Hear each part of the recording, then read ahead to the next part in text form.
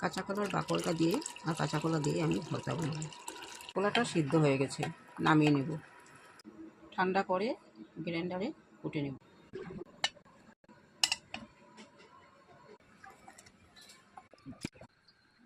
কাঁচকলা আমার গ্রেট করা হয়ে গেছে, এখন ভেজে নেব।